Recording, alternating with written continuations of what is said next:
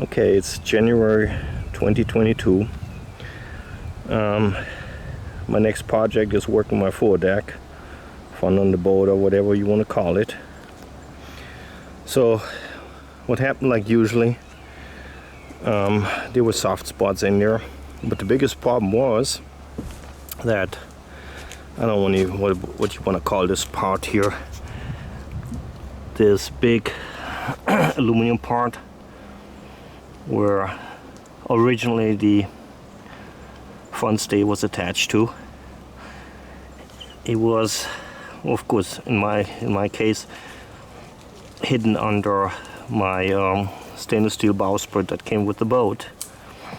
So I decided, of course, to take it off and inspect it under, just to find out that the way on those Alberg 37s I put in, where now the white filler is on there, the epoxy filler, and of course glass mats under there, which I just did.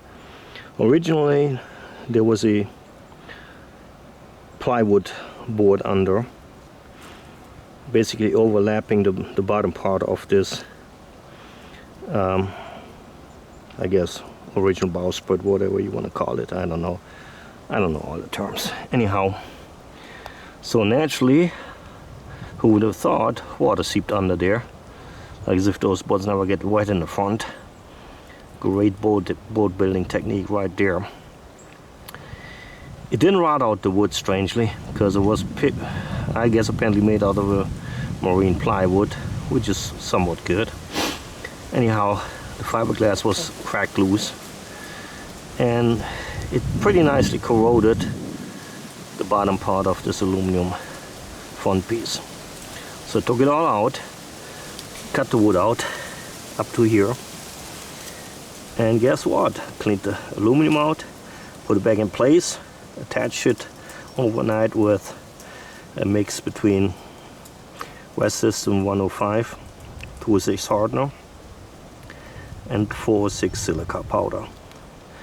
That makes a nice paste that gets hard as glass. I mean, it's really has very good adhesive qualities, but besides that, it gets really hard.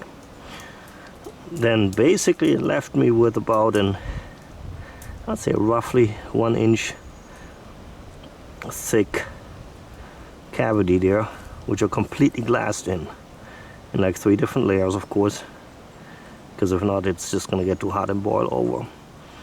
Faired it in again with a mix of 406 and the epoxy, sand it down, and that's how it's going to look like. Now to the rest of the front of the boat. On the Alberg 37s, they have little pedestals right there. Here, this one, and this one, where the navigation lights are sitting on. Complete garbage. Number one, they get in your way. You step on them. You work with anchor chains, they drag over it. Besides that, they constantly get splashed with water. So that turns them to shit quick. And I just didn't like it. I just don't like the clutter. This here, that must have been originally, that's where the boat builder intended to have the anchor chain or anchor rope fed in. Nice big hole. As you can see, I filled the hole, cut those little pedestals off, filled them up with fiberglass, and then the next one's going to be put a couple of mats over it, complete from the front up to here. So stepping back, here's the spot where my mechanical windlass was on. I'm going to mount it back on because I would like the convenience of an electric one, but you know, I think with an ocean going boat, I rather rely on the mechanical than the electrical. On top of that, the windlass on here that came with the boat is really excellent. It works in 2 speeds, it's powerful and virtually indestructible. This big hole, there was a air scrubber on there. I'm gonna close this up. What is the point of that? You have this big hole, again, water's gonna gash in. Unless you keep it closed, what's the point? So I guess it's designed to have airflow going through the chain locker, keep the chain or rope dry. But then again, you gash also water in it, so what's the point? I close it up. That was simply the intake hole for my water tank. Probably gonna set it back a little bit later on. For now, we're gonna close it. So, and then I'm gonna cut this part off where the windlass was sitting on, because the bolts under there is of course rotted. And since that thing requires a really strong setting, after I cut it open, I'm gonna completely laminate this in with fiberglass too. I'm gonna get rid of the rotted balsa core, of course, but instead of putting plywood back in there, I'm gonna fill it up completely with fiberglass mats. I want this thing just be as strong as possible. I hate later on to do the maintenance again. Anyhow, so my take on this, the stainless steel bowsprit that was mounted on, pretty much thinking the original owner of this boat just had boat yards paid for it, paid boat yards to do the work for him. Because from what I gather, he was an older gentleman. He probably didn't most of the work himself anymore.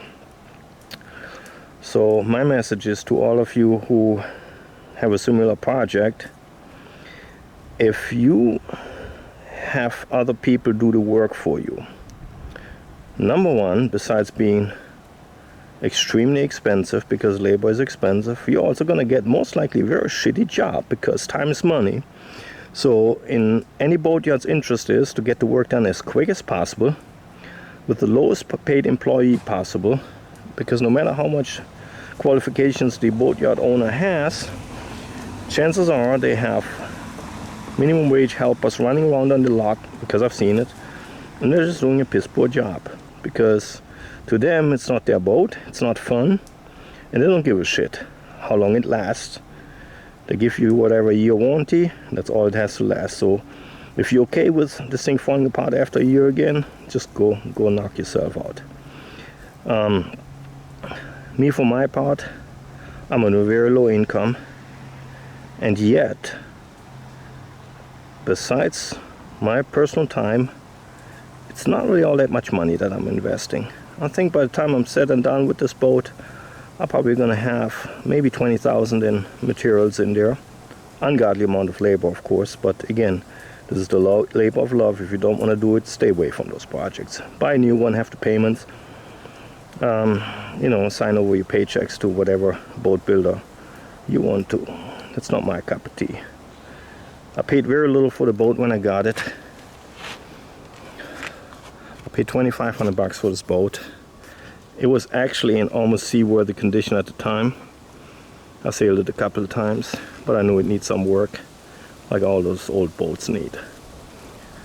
Pushing 50 years.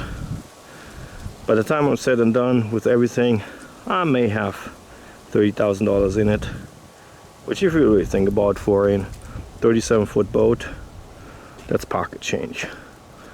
But the best thing is it's going to be peace of mind. My foredeck is going to be clean, because again, I don't like the clutter on it. It's going to be very simple. That one hole right there where the chain feeds though, most likely I'm just going to go with the chain. This thing came with 2 anchors, so I'm going to have 2 anchors, but yet under normal circumstances I'm just going to leave 1 anchor up front and stow the other one away with additional ropes. They don't have to be all cluttered in the same chain locker if you don't use them frequently. Well, in case I'm anchored out in the storm, I'm going to get the second one ready to hold it like everybody else would do. But besides that, I'm not going to clutter up my foredeck, because I like to keep it clean. It makes it easy later on being out in the water and go sailing. Especially everybody knows, or had experience like the front sail getting hung up on too much clutter on the deck. Heck, I don't even know if I can put my bow pit back on there. What is it good for anyways? To hold on to it? For what? Hold on to the front stay or something. Not sure about this yet, but anyhow, thanks for watching. Till next time.